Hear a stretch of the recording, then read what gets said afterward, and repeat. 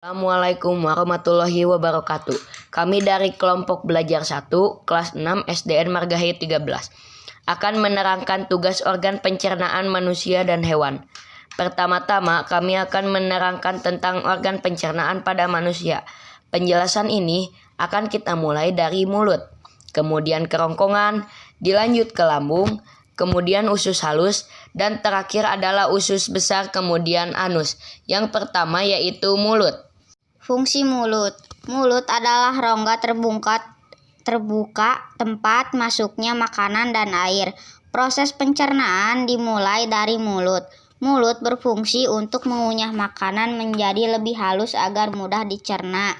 Di dalam mulut terdapat organ-organ pelengkap seperti gigi, lidah, dan kelenjar ludah. Di dalam rongga mulut terjadi proses pencernaan makanan secara mekanik dan kimiawi. Pencernaan mekanik dilakukan di dalam rongga mulut oleh gigi. Pencernaan kimiawi. Pencernaan dengan bantuan enzim dan terjadi di rongga mulut, lambung, dan usus. Kerongkongan. Fungsi kerongkongan sebagai saluran untuk memindahkan makanan dari mulut ke lambung. Kerongkongan dapat melakukan gerakan peristaltik, yaitu gerakan meremas-remas untuk mendorong makanan sedikit demi sedikit ke dalam lambung. Lambung mengeluarkan berbagai enzim untuk membantu memecah makanan menjadi partikel-partikel kecil.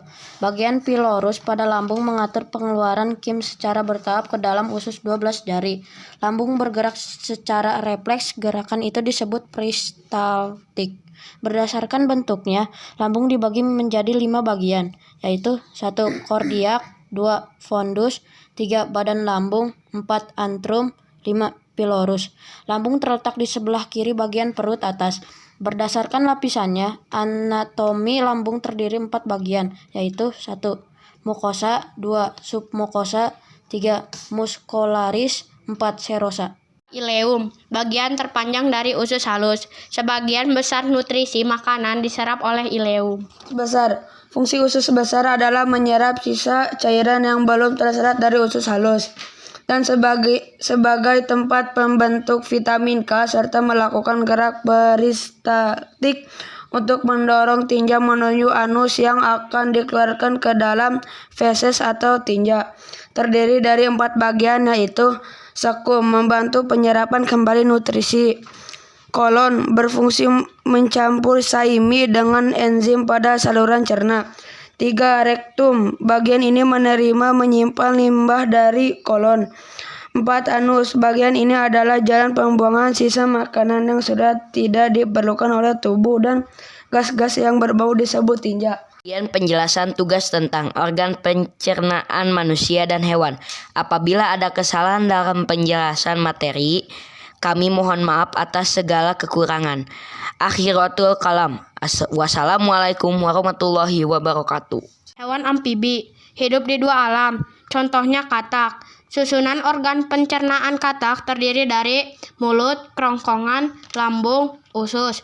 Kloaka merupakan lubang tempat keluarnya urin dan sisa makanan. Katak memiliki kelenjar ludah untuk membantu katak menelan makanannya. Hewan reptil, contohnya buaya. Susunan pencernaan terdiri dari gigi untuk menangkap mangsa, lalu ada kelenjar ludah berfungsi untuk menelan makanan.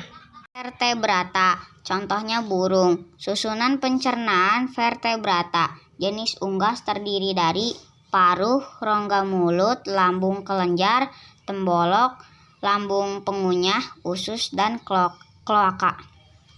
Mamalia. Organ pencernaan hewan mamalia sama dengan manusia yang membedakan pada struktur gigi dan lambung. Hewan mamalia terbagi menjadi 3 jenis, yaitu herbivora, pemakan tumbuhan, 2. Karnivora, pemakan daging, 3. Omnivora, pemakan tumbuhan dan daging. Pencernaan dimulai dari rongga mulut, kerongkongan, perut besar, perut jala, bulus. Terus masuk lagi ke perut jala, terus ke perut kitab, lalu dicerna dalam perut masam secara kimiawi. Penyerapan sari-sari makanan terjadi dalam usus halus kemudian dikeluarkan melalui anus. Kemudian penjelasan tugas tentang organ pencernaan manusia dan hewan.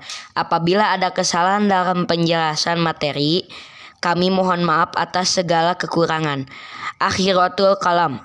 Wassalamualaikum warahmatullahi wabarakatuh.